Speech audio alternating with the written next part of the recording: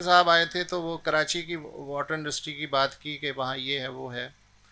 मुझे एक बात समझना मैं चाहता हूँ कि एक ऐसी इंडस्ट्री कराची की वाटर इंडस्ट्री जिसका तखमीना ये है, कम से कम मुहताद तखमीना है कि इससे 50 करोड़ डॉलर, अब रुपये में आप खुद कन्वर्ट कर लें, 50 करोड़ डॉलर सालाना की आमदनी हो रही है। किसे?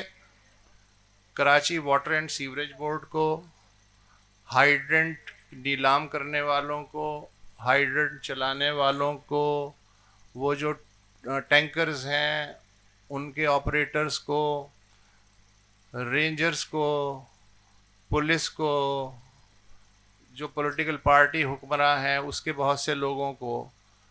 ये सब अगर 50 करोड़ डॉलर में हिस्सेदार हों तो उनका दिमाग ख़राब है कि वो अपने पेट पे लात मारेंगे और ये सिफारिशात जो आप मुरतब कर रहे हैं आज उन पे अमल करेंगे।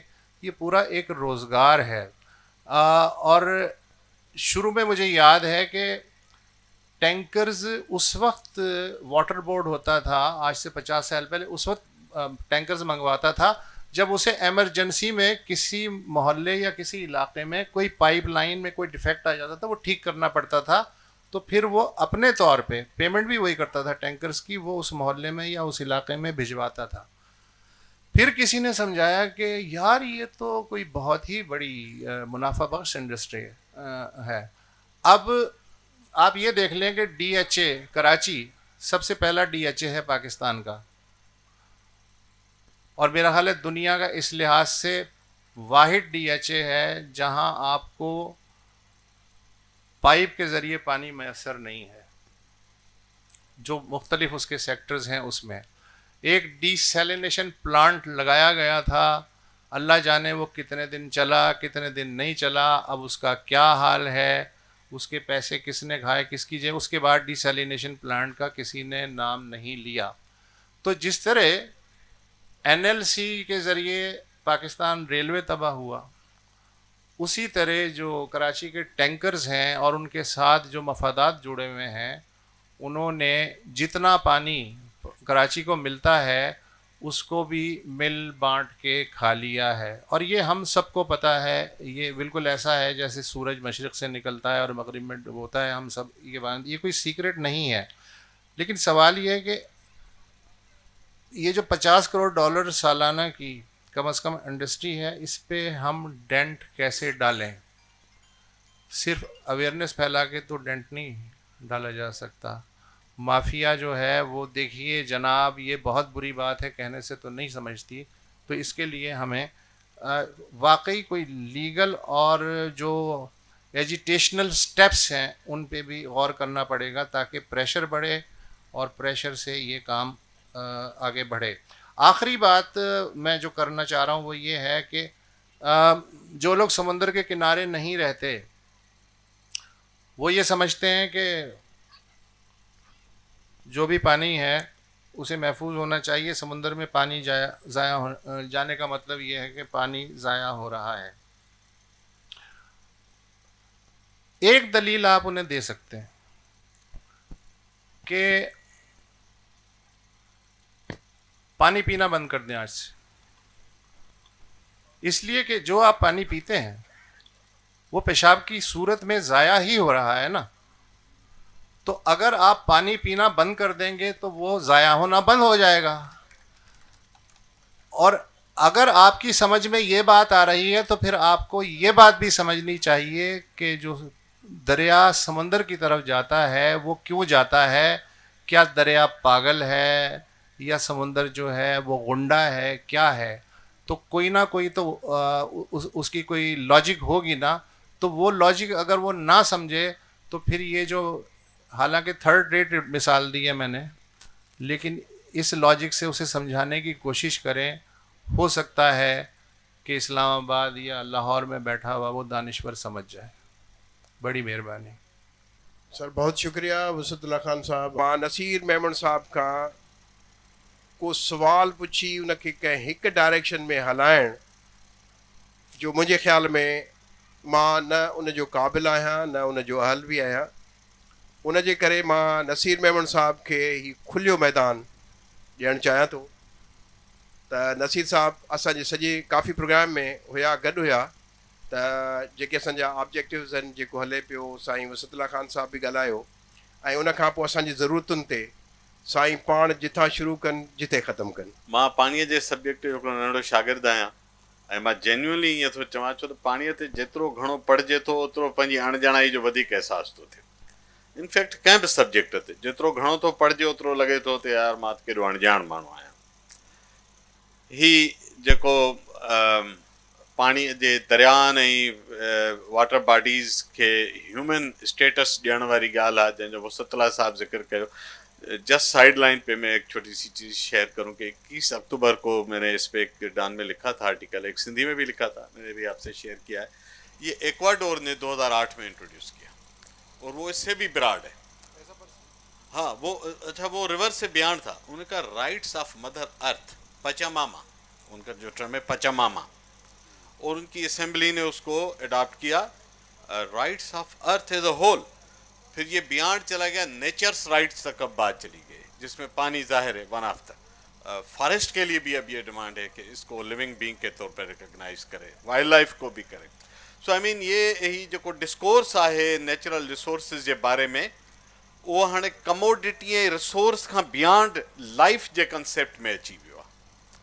सो असांखे भी जॾहिं पाणीअ जे राइट्स ते असां ॻाल्हि कयूं था त इहो रुगो ज़रात जी ज़रूरत या पीअण जे पाणी जी ज़रूरत या सनत जी ज़रूरत ताईं महदूद न आहे। बिफोर त असां चऊं त ही मुंहिंजो राइट आहे पाणीअ ते, पहिरें त तस्लीम कयूं त पाणीअ जा राइट्स कहिड़ा आहिनि।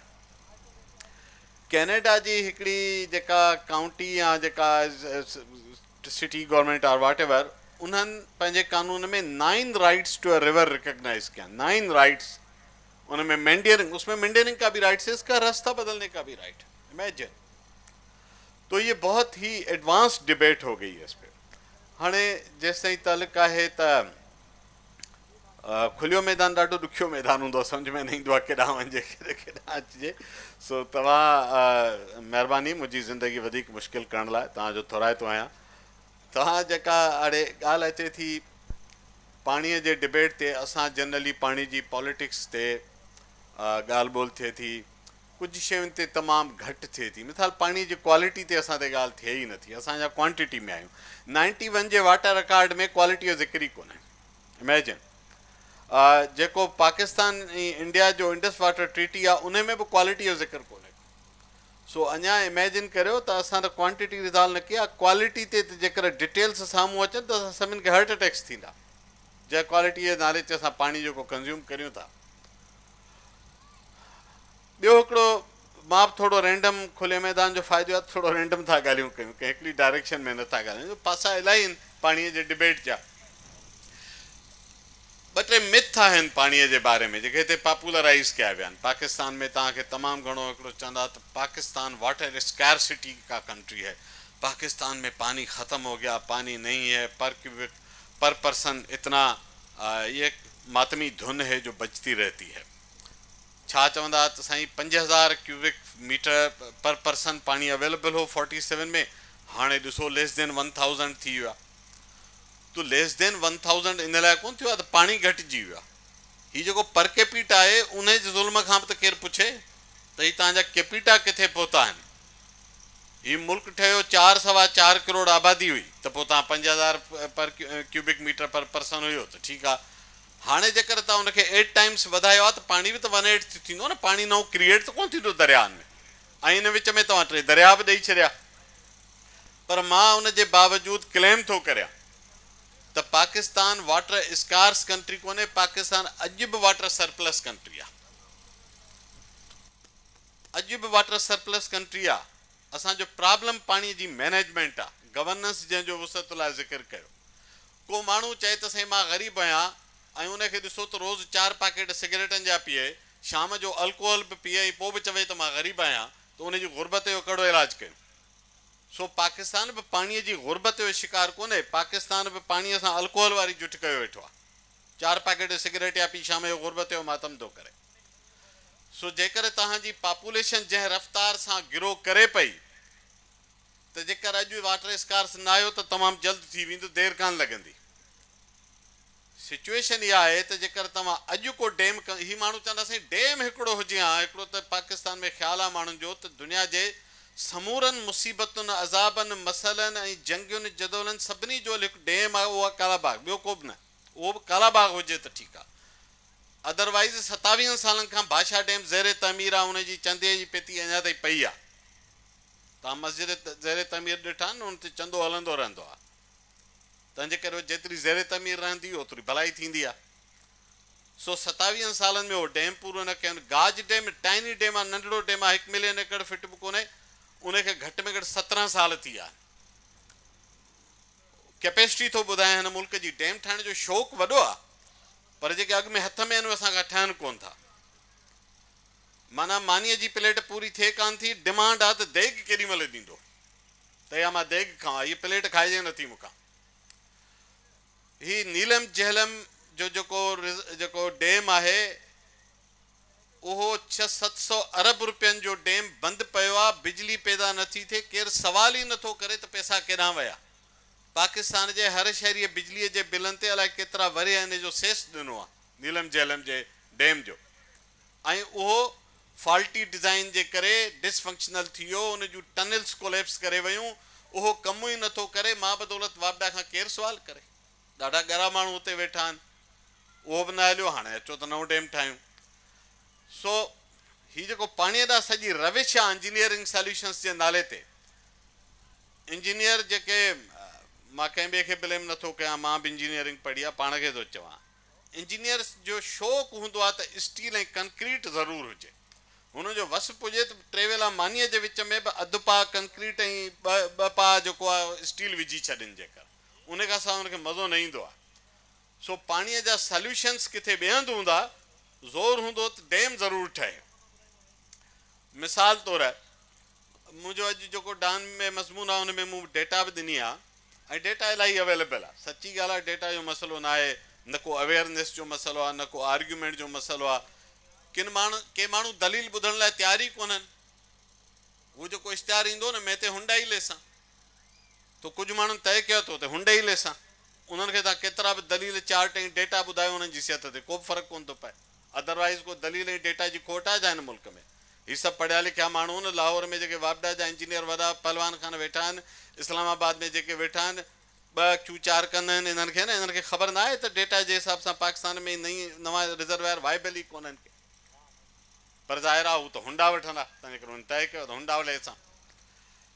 बुनियादी ॻाल्हि इहा आहे त असांजे पाणीअ सां मजमूई ट्रीटमेंट, समुंड जो पाणी त पोइ थो अचे जिन खे ही ज़ियान था करार ॾियनि, पहिरें त हिननि खां पुछो त 60% पाणी केनाल जे हेड खां ॿनीअ ताईं पहुचण में 60% पाणी गुम थी थो वञे। उहो सॼो ज़ाया नथो थिए, पर गुम थिए थो। कीअं थो थिए? लॻभॻि 20% बाफ़िजे थो, एवापरेशन थी थिए, जो पाकिस्तान जनरली एरिड कंट्री आहे, गरम मुल्क आहे, साल जा 8 महीना 50 डिग्री टेम्परेचर आहे, तंहिंजे करे पाणी उहो ठीकु आहे, एवापरेशन आहे, हिनखे असां कुझु नथा करे सघूं। ॿियो 40% पाणी सीपेज लॉसिस में आहे, जेको सिमे थो। हाणे हिन सिमंदड़ पाणीअ जो हिकिड़ो हिसो आहे जेको मिठे पाणीअ जे जर जे इलाइक़े में आहे, उहो ज़ियान न आहे, उहो मिठे पाणीअ में मिलंदो, उहो असां वरी कढी सघूं था। पंजाब खे फ़ाइदो आहे, उते दुआबा आहिनि, ॿिनि दरियानि जे विच ते जेके ज़मीनूं आहे, इलाइक़ा आहिनि, उनखे दुआबो चइबो आहे। हाणे उते दरिया घणा आहिनि त विच ते दुआबा आहिनि, तंहिंजे करे उहो पाणी मिठो आहे, तंहिंजे करे जेको बि सिमे थो पाणी उहो मिठो आहे, उहो ट्यूबवेलनि सां कढी था वठनि। सिंध में प्रॉब्लम उबतो आहे, असां वटि जर खारो आहे, समुंड जे वेझो वेठा आहियूं, सॼो इलाइक़ो कंहिं तौर में समुंड हुयो, ॿियो हेॾां डेज़र्ट आहे। मजमूई तौर ते असां वटि सवाइ जिते वाहन जे कंधीअ सां जेके थोरा इलाइक़ा आहिनि, मिसाल तौरु 200-300 फुटनि जो पाणी मिठो हूंदो, बाक़ी त पाणी खारो आहे।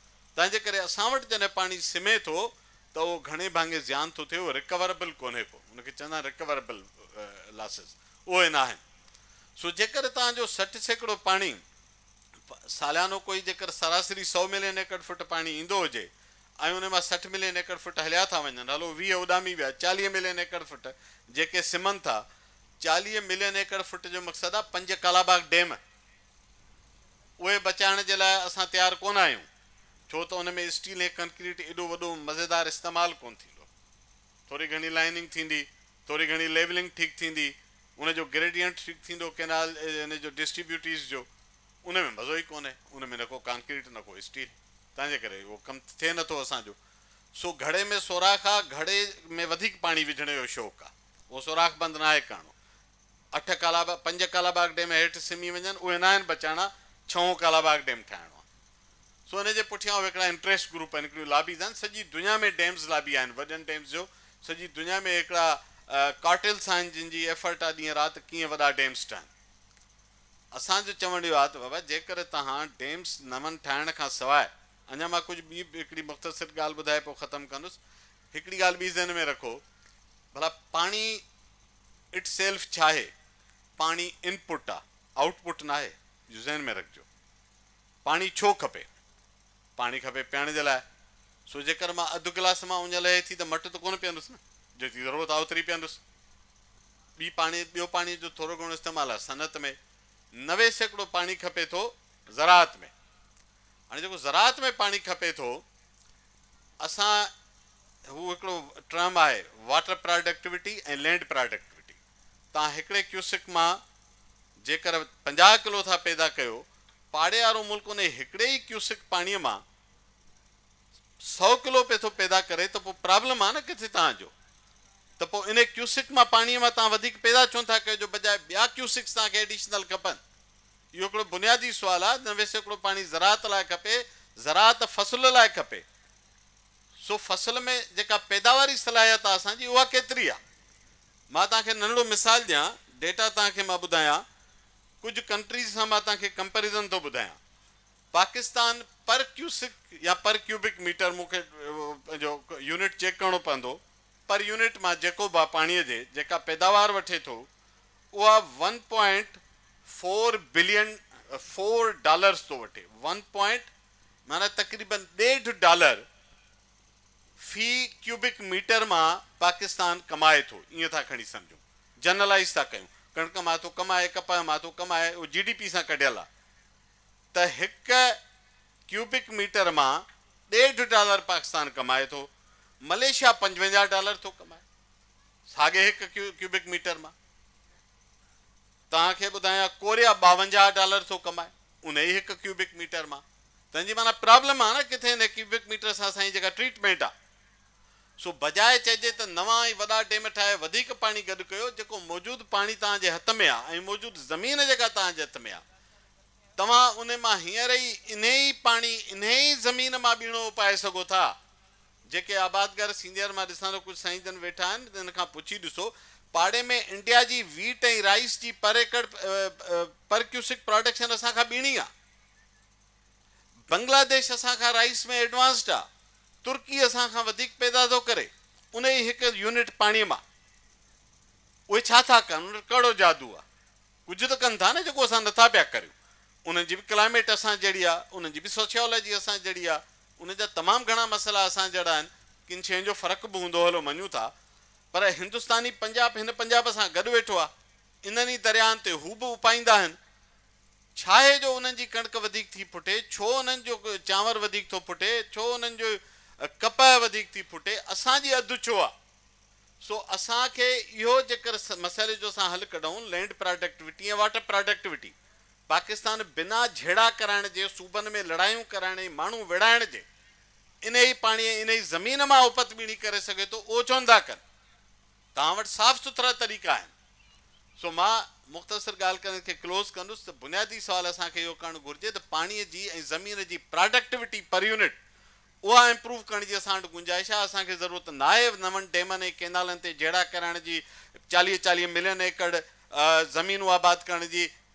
रिसेंटली हिकिड़े वॾे साहब हिन मुल्क जे चयो त असां चोलिस्तान में फूड सिक्योरिटी पे कई, ही कैनाल नथा ठाहिण ॾियनि। डॉक्यूमेंट्स में लिखियो पियो अथनि त एक्सपोर्ट कंदासीं, अरबनि खे खपाईंदासीं। कंहिंजी फूड सिक्योरिटी भाई? हितां जे मुल्क जे माण्हुनि जी फूड सिक्योरिटी लाइ त कोन था करियो। जे तव्हांखे खपाए डॉलर कमाइणा आहिनि त पोइ मुल्क ते थोरो छो था कयो त असां त फूड सिक्योरिटी लाइ चोलिस्तान में कैनाल पे ठहियो, फूड सिक्योरिटी लाइ कोन पे ठहियो। हुननि जे पंहिंजे दस्तावेज़नि जे वेबसाइटुनि में लिखियो पियो आहे त ही एक्सपोर्ट कंदा। ऐं ज़हन में रखिजो थोरो हिकु ॿ ॿिया थाट्स, तव्हांखे ख़बर आहे पाणी एक्सपोर्ट थींदो आहे, पाणीअ जी ट्रेडिंग थींदी आहे, उनखे चइबो आहे वर्चुअल ट्रेडिंग। विर्चुअल ट्रेडिंग आहे, तव्हां पाणी न खपाईंदा हो, पर ही जेका फैब्रिक आहे न, इन जे 1 टन फैब्रिक प्रोड्यूस करण ते 200 टन पाणी खपंदो आहे। 1 टन की ये शर्ट प्रूव करणी ठाहिणी हुजे ऐं पाकिस्तान 1 बिलियन मीटर्स जो फैब्रिक हर साल ठाहे थो। उन जे वज़न खे कन्वर्ट करियो, केतिरनि बिलियन डॉलर्स जो असां पाणी था एक्सपोर्ट करियूं। पीअण जे लाइ पाणी कोन्हे, उहो एक्सपोर्ट तव्हां टेक्सटाइल सेक्टर में हेतिरो पाणी ॾियो था। कमंद खे तव्हां सॼो मुल्क शुगर जो मरीज़ आहे, पोइ बि 100 शुगर मिलूं लॻियूं पियूं, बंदि नथा कनि। कंहिंखे था खाराइण मारणु चाहे? शुगर मिलूं ठाहे त तव्हां वटि पाणी पीअण जो कोन्हे ऐं शुगर मिलूं पिया था ठाहियो, चओ था वाटर स्कार्स कंट्री आहियूं।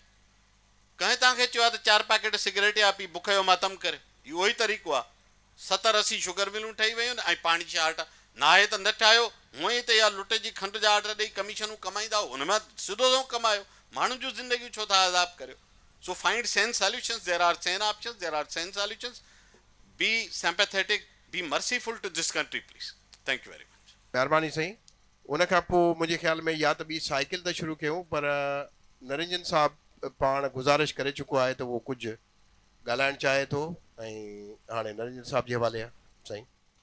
काफ़ी कम जूं ॻाल्हियूं दोस्तनि ॿुधायूं, जेके असांजे मौजूदु हालतुनि ऐं मसइलनि खे सम्झण ऐं हल करण जे तरफ़ जेको असां सभिनी खे गाइड कंदियूं, असांखे मदद कंदियूं उन्हनि खे सम्झण में। पर मां वरी हिकु ॿियो अर्ज़ु कंदुमि त थोरो पोइते तारीख़ में वञी कुझु पंहिंजे इन्हनि शयुनि खे सम्झण जे तसवुर खे बि ॾिसूं। जेकॾहिं 5-7 सदियूं पोइते वेंदासीं त असां वटि के शयूं अणखुट ऐं लामहदूद सम्झियूं वेंदियूं। 1000 साल अॻु ज़मीन खे लामहदूद सम्झियो वेंदो, छो जो ज़मीन जो अंत कंहिं बि न ॾिठो, ऐं हर को ईअं सम्झंदो त जेतिरी वधीक ज़मीन खपे उहा वञी ऐं रुॻो उन ते वेहणो आहे ऐं कब्ज़ो करिणो आहे, ऐं ज़मीन त मौजूदु आहे। पर पोइ जीअं जीअं इंसान मालूमात कई, अॻिते वधियो ऐं माण्हू वधिया, त ख़बर पई त न, ज़मीन लामहदूद न आहे। उन खां पोइ असां वटि इहो तसवुरु मौजूदु हो त पाणी बि अणखुट आहे, त हवा बि अणखुट आहे, ऐं हींअर ईअं बि लॻे थो त उस अणखुट आहे। पर असांखे मालूम थी रहियो आहे आस्ते आस्ते त पाणी, जीअं साईं बि ॿुधायो त 90% एग्रीकल्चर ते असां इस्तेमालु कयूं था, ऐं बाक़ी जेको आहे पीअण हिन लाइ इस्तेमालु कयूं था। पर इहो सभु कुझु बि दुनिया में मौजूदु मिठे पाणीअ जो रुॻो 3% आहे। 97% लूणो समुंड आहे। हाणे हिकु हिसाब सां पाणी त लामहदूद आहे, पर मिठो पाणी लामहदूद न आहे, ऐं उहो वरी हर जाइ ते हिकु जेतिरो कोन्हे। उहो किन जायुनि ते घटि आहे, किन जायुनि ते वधीक आहे, ऐं किन जायुनि ते ज़रूरत खां घणो वधीक आहे। ऐं जिते जे माण्हुनि जी पोइ आदत इहा थी चुकी आहे त हू उनखे तमामु बेदर्दी ऐं बेग़र्ज़ीअ सां ज़ियान बि कनि था ऐं इस्तेमालु बि कनि था। ऐं माण्हुनि मां मुंहिंजी मुराद रुॻो उन जो अवाम न, पर उन मुल्क जा गॾियल हुकुमरान तोड़े अवाम गॾिजी। असांजी बि अहिड़े ई क़िस्म जी हालत आहे। जीअं साईं चयो, मां इन सां मुतफ़िक़ आहियां त पाणीअ जी उसूलनि खोट असां वटि कोन्हे, पर उन पाणीअ खे इस्तेमालु करणु, जंहिंखे गवर्नेंस चइजे, मैनेजमेंट चइजे, कुझु ॿियो लफ़्ज़ चइजे, के बि नवां उन जे लाइ टर्म आणजनि, पर असुलु ॻाल्हि इहा आहे त असां सभु इन साॻिए ई मौजूदु पाणीअ खे किनायत सां इस्तेमालु करण जे लाइक़ु न आहियूं। हाणे इन खे छा कयूं? इन खे सम्झण जी कोशिशि बि कयूं, पर जीअं मां शुरूअ में चई चुकुमि त रुॻो ॼाण ऐं सम्झ सां इहो मसइलो हल थींदे ॾिसण में नथो अचे, पर ॼाण ऐं सम्झ लाज़मी आहे इन खे हल करण जे लाइ। असां वटि ई को दौरु गुज़िरियल सदीअ में अहिड़ो हुयो जो न रुॻो हिते पाकिस्तान में, पाकिस्तान ठहण खां अॻु में दुनिया जे अक्सर मुल्कनि में, जीअं साईं इंजीनियरनि जो ज़िक्र कयो, उन वक़्तु ईअं सम्झो वियो पिए त डैम जेके आहिनि उहे असांजे इंसानी ज़रूरतुनि खे पूरे करण जे लाइ तमामु ज़रूरी आहिनि। इन में का साज़िश न हुई, इहो ईअं सम्झो पिए वियो। ऐं उन्हनि मुल्कनि बि अहिड़ो कयो जिन में इन क़िस्म जा वेस्टेड इंट्रस्ट वारा जेके ठेकेदार मौजूदु न हुआ। मिसाल तौर हिन में मिस्र में आसवान डैम सोवियत यूनियन मिस्र खे जमाल नासिर जे वक़्त में ठाहे ॾिनो।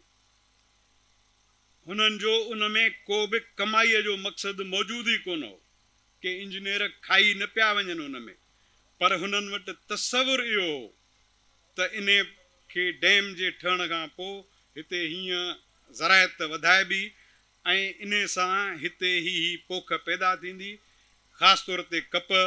जीअं साईं उनजो ज़िक्र बि कयो त हिकिड़े कप जी जेका असांजी कमीस आहे इन खे प्रोड्यूस करण ते केतिरो पाणी थो लॻे। हुननि बि कप उन मूं वॾे पैमाने ते पैदा कई, कणिक पैदा कई ऐं ज़ाहिरा उन मूं तमामु वॾा फ़ाइदा हासिलु कया। पर पोइ असांखे नज़र आयो, इंसान खे नज़र आयो त इन जा ॿिया पासा बि आहिनि जेके इन थोरे वक़्त जे फ़ाइदे खां पोइ जेको नुक़सानु ॾेई रहिया आहिनि ऐं जेको नुक़सानु ॾींदा उन जो छा कजे। ऐं जीअं जीअं उन जो अहसासु वधियो, जंहिंखे वसतुल्लाह चयो त या अवेयरनेस इन खे क़बूल कजे लफ़्ज़ खे या न, लफ़्ज़ को बि ॿियो आणिजे, ॼाण कजे, छाप कजे, पर जीअं जीअं असांखे इन ॻाल्हि जो अहसासु थियो त हीअ उहा शइ जेका अॻे असां सुठी सम्झंदा हुआसीं, उहा ई उन जा ई ॿिया पासा बि आहिनि।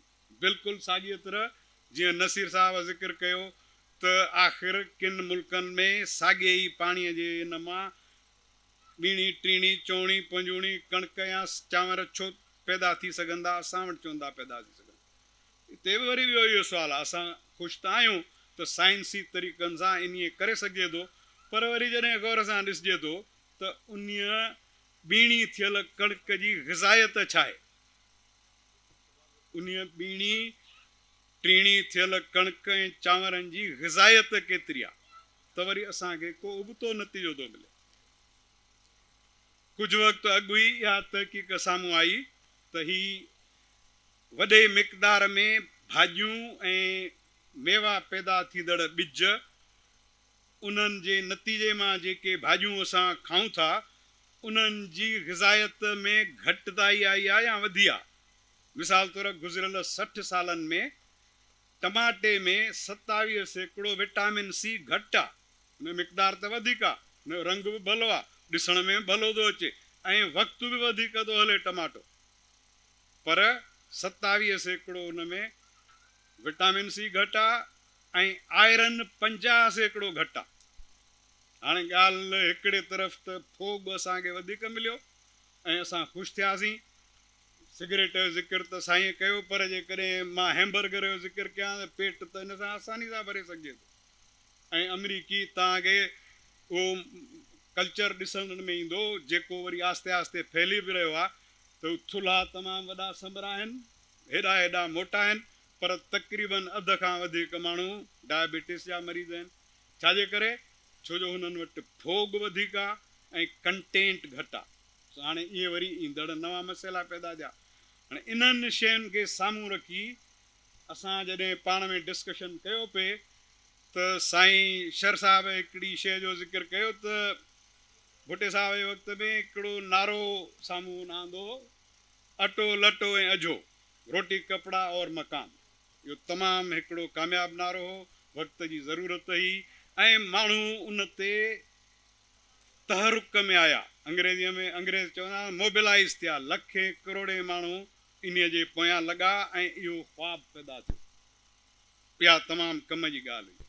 पर हाणे सुवालु इहो आहे त उहे शयूं जेके असां अॻ में उन वक़्त में सम्झंदा हुआसीं अणखुट आहिनि, उहो हुयो पाणी, ऐं सम्झंदा हुआसीं त साफ़ हवा त ॼण त आम ॻाल्हि आहे, को सुवाल ई न उथारींदो त का हवा साफ़ न आहे। पर हाणे असांखे ॾिसण में अचे थो त उहा साफ़ हवा बि खुटी वई आहे। लाहौर जो किसो कयो या कराचीअ जे सेंटर जो किसो कयो, वॾनि शहरनि जो ज़िक्र कयो ऐं वरी ॿियनि मुल्कनि जो ज़िक्र कयो। ई असांजे उनजे भरिसां ई दिल्ली आहे जिते वॾा तरक़ी याफ़्ता आहिनि, उनजो साॻियो असरु आहे। जकार्ता खां वठी साओ पावलो ताईं जिते बि तव्हां ॾिसो त इहो दूंहों जंहिं हवा खे घटाए छॾियो आहे, हवा त ओतिरी आहे, ॼण त अणखुट आहे, पर साॻे वक़्तु ॼण त खुटी वई आहे। साॻी हालत असां पाणीअ सां बि ख़ासि तौर ते पीअण जे पाणीअ सां बि आहे। त हाणे ॻाल्हि इहा आहे त उहे शयूं जेके असां अॻ में अणखुट ऐं लामहदूद सम्झंदा हुआसीं उहे घटिजी वियूं। ऐं माज़ीअ खे ॾिसंदासीं त जॾहिं ज़मीन खे अणखुट सम्झो वेंदो हो ऐं पोइ जॾहिं उहा खुटण लॻी त पोइ माण्हुनि छा कयो, माण्हुनि कब्ज़ा करणु शुरू कया। माण्हुनि माना क़ौमुनि ऐं मुल्कनि कब्ज़ा करणु शुरू कया, जंहिंखे असां बेठकियत या कॉलोनियलिज़म चवंदा आहियूं।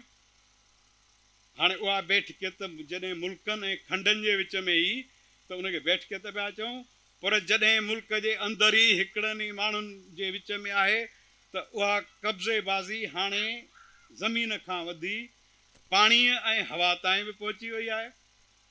माना पाणीअ जो जेको बि हिन जो ज़िक्र आयो, हिन टैंकरनि जो ऐं पाइपनि जे टुटल हुअण जो ऐं हिन सॼे वापार ऐं कारोबार जो, इहो सभु कुझु छा आहे? इहो ॼण त पाणीअ ते कब्ज़ो आहे।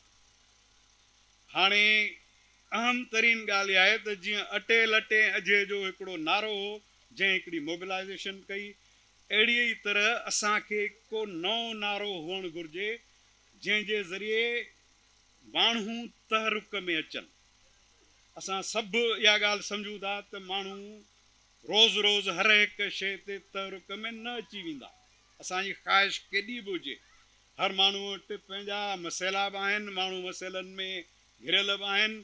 उहो माण्हू जेको रोज़ सिगरेट जो पैकेट पी ऐं जेको आहे बीमार थिए थो त उहो बीमार बि ज़रूरु थींदो ऐं थिए थो, ऐं पोइ इन्हनि ॿियनि शयुनि तां हुनजी तवजो हटिजंदी, ज़ाहिरात हटिजंदी, हू उन्हनि शयुनि में मसरूफ़ थी वेंदो, पंहिंजे खाधे पीते पूरे करण में मसरूफ़ थी वेंदो। त ॿियो कुझु छा करे सघंदो?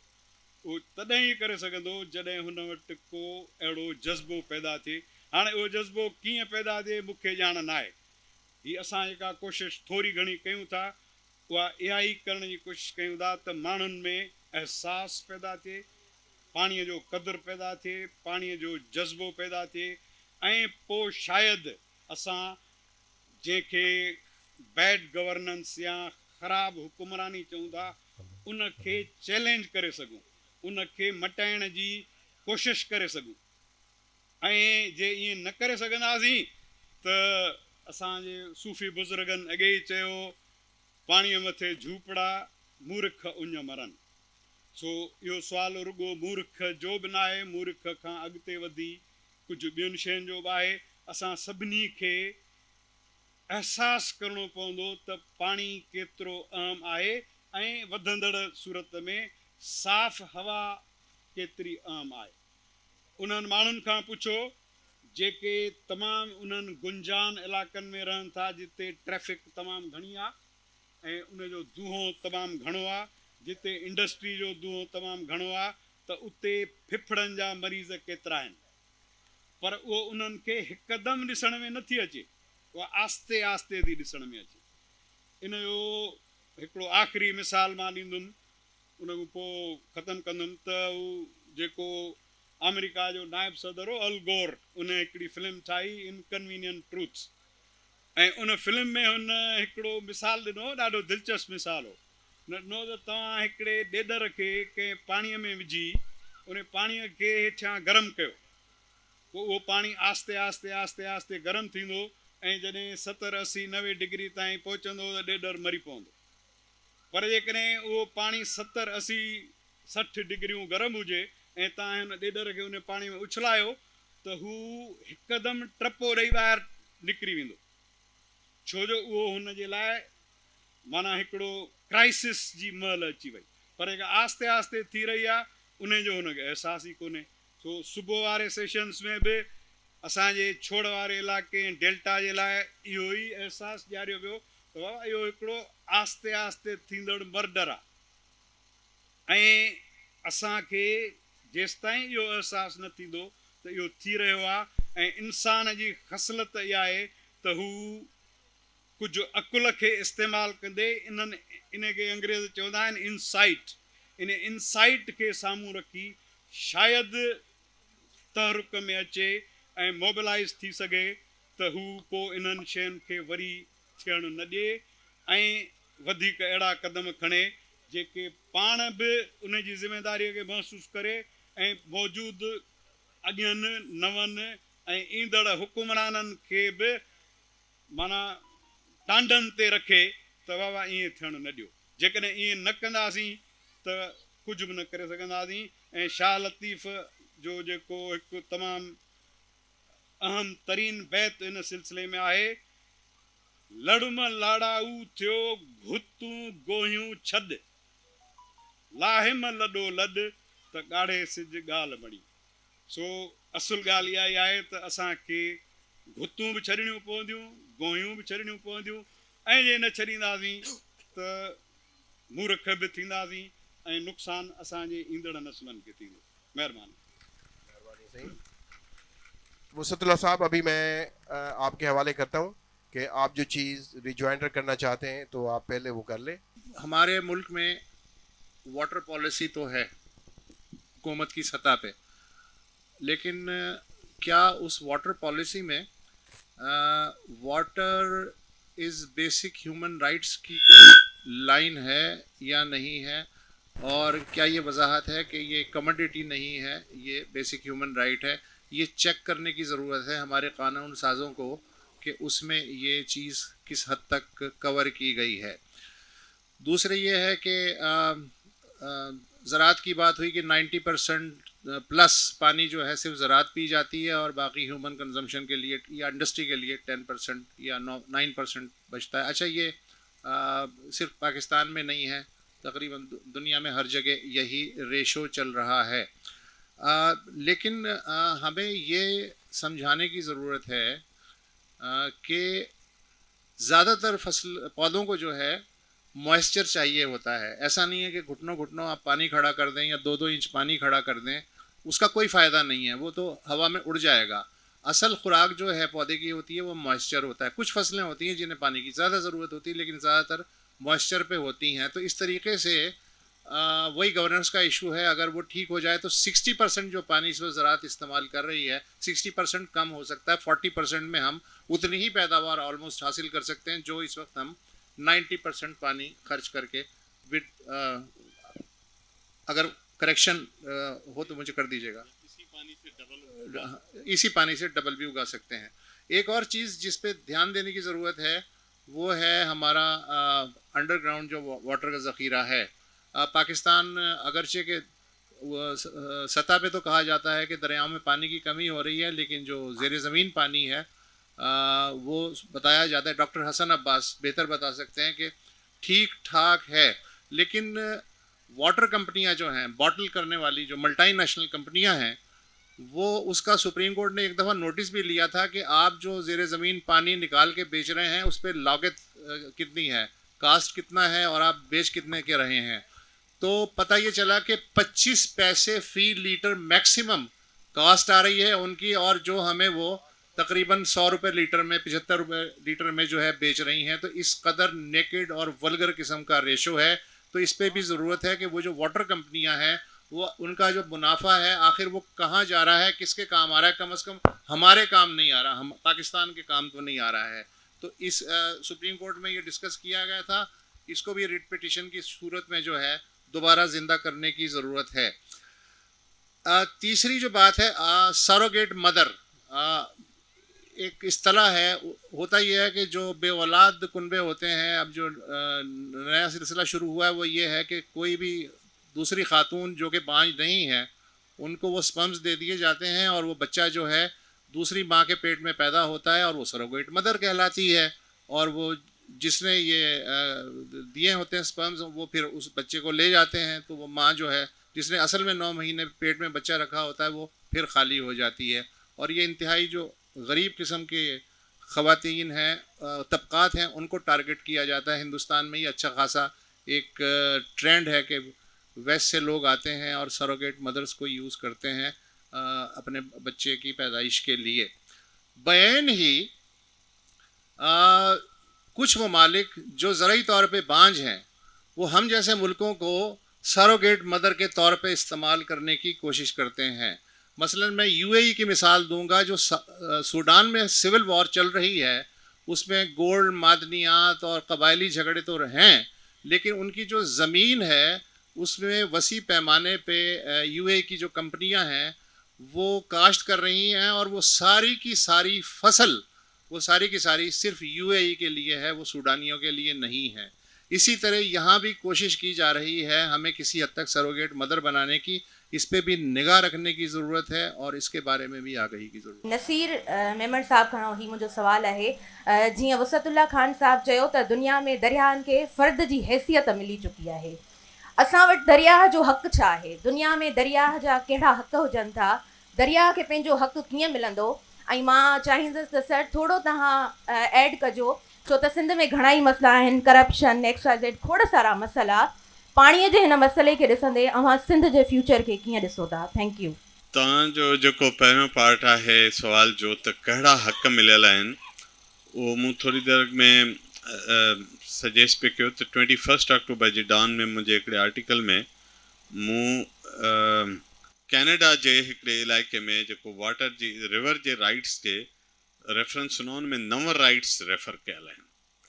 ऐं बेसिकली रिवर खे जॾहिं तव्हां एज़ ए ह्यूमन ट्रीट करियो त पोइ जेके बि ह्यूमन जा राइट्स आहिनि सभु उन ते अप्लाई थी वेंदा। उन जी हेल्थ, उन जी फ्रीडम टू फ्लो, उन जो इन्वायरमेंटल फ्लोज़, उन जे मेंटेयर करण जी, मूव करण जी, फिरण गिरण जी, रस्ता बदिलाइण जो हक़, इन क़िस्म जा कुल 9 राइट्स हुन में इनलिस्टेड आहिनि। उहो तव्हांखे हुन में लिस्ट मिली वेंदी। पर सभ खां मक़सदु बुनियादी ॻाल्हि आहे हुन जे वहंदे रहण जो हक़। कंहिं बि दरिया खे इहो हक़ ॾिजे त उहो वहंदो रहे। हाणे इन में इहो डिनाए कोन्हे कयल त को इंसान उन मां को बि फ़ाइदो न वठनि, इंसान उन ते पोखी बि न कंदा, इंसान उन खे पीअंदा बि न, ईअं न आहे। इहो मामिलो उन बैलेंस जो आहे, उन तवाज़ुन जो आहे, जंहिंमें तव्हां समूरियूं ज़रूरतूं पूरियूं कंदे।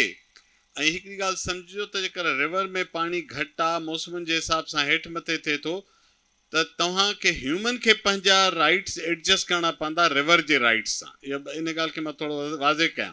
2 ऑप्शन आहिनि त या रिवर एडजस्ट करे इंसान जे राइट्स सां, इंसान खे खपे अञा चए त मूंखे 10 भेरा वधीक पाणी खपे त रिवर जो ज़िम्मो आहे त पाण खे वधाए। इहो त मुमकिन कोन्हे। सो जे रिवर जो पाणी घटिजे थो, वधिजे थो, रस्ता बदिलाए थो, त हुन जो राइट सुपीरियर रहंदो। इंसान खे पंहिंजी ज़रूरत हुन जे राइट सां एडजस्ट करणी पवंदी। रिवर तव्हांजे ज़रूरत सां पंहिंजा राइट सरेंडर न कंदी। It is impossible. सो इहे कुझु राइट्स आहिनि जेके हुन में चयल आहिनि। तव्हां ॻाल्हि कई त सिंध जे पाणीअ जे हवाले सां फ्यूचर जो, मां तव्हांखे ओवरऑल ॿुधायां, पाकिस्तान दुनिया जे वाटर इनसिक्योर कंट्रीज़ में रैंकिंग में 5th टॉप ते आहे। 5th नंबर ते आहे, 5 नंबर ते आहे पाकिस्तान दुनिया जे वाटर इनसिक्योर कंट्रीज़ में।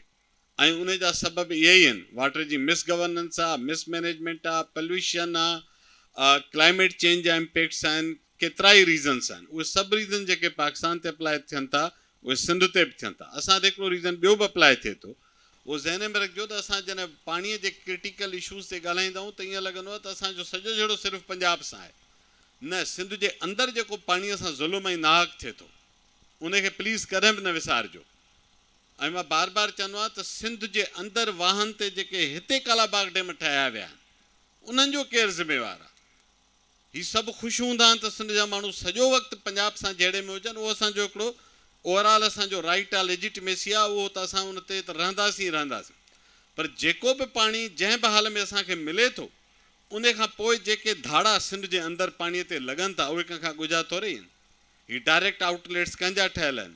हीअ कीअं थो थिए त ॿोॾि जे दौर में टेल में सोकड़ो हुजे, हेॾां ॿोॾि पई हले, ऐं जॾहिं सोकड़े जी मुंद हुजे तॾहिं किन वाहन में घारा पिया पवनि। इहो नाहक बि असां सिंध में ॾिठो आहे।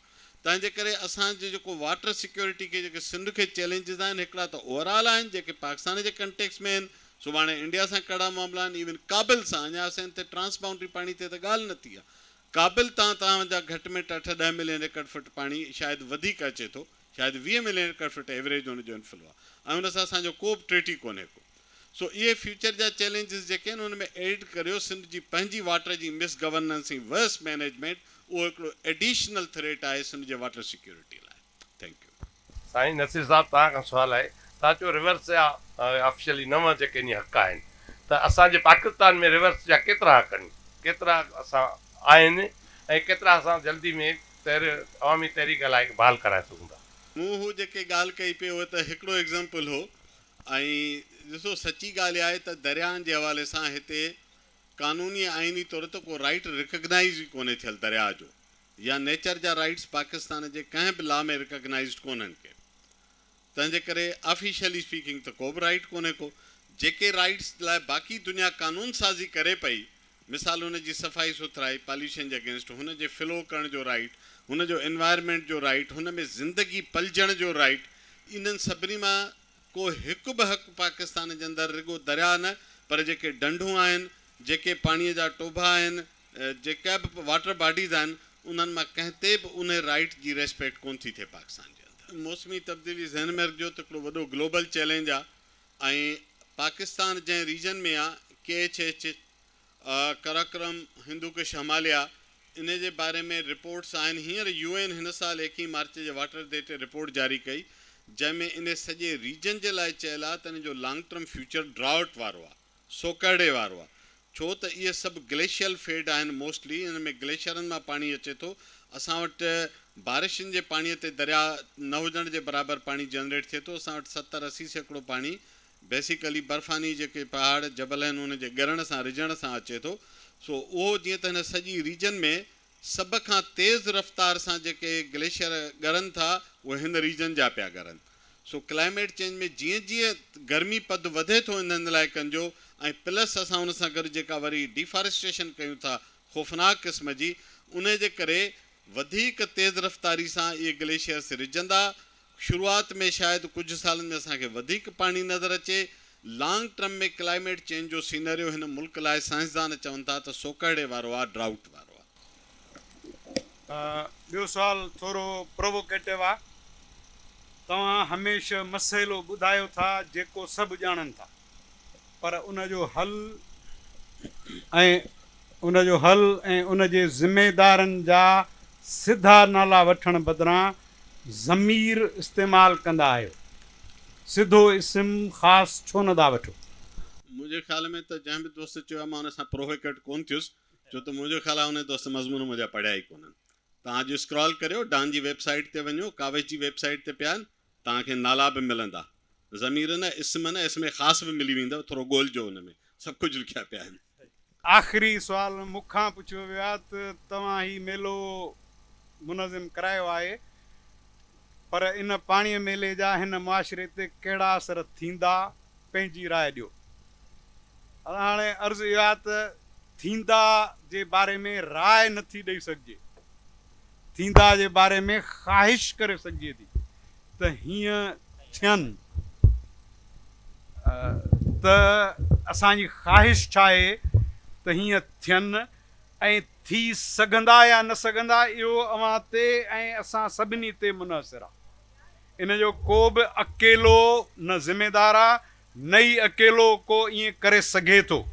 असांजी ख़्वाहिश छा आहे? ख़्वाहिश छा आहे त हिकु अहिड़ी तहरीक जनम वठे जेका हिन नए दौर जे मसइलनि खे रुगो नारनि ऐं हवाई ख़बरुनि ऐं ॻाल्हियुनि खां मथे चढ़ी साइंसी बुनियादनि ते माण्हुनि खे मोबिलाइज़ करे सघे, अॻिते आणे सघे, ऐं प्रियारिटीज़ जंहिंखे चवनि था उहे मटाए सघे।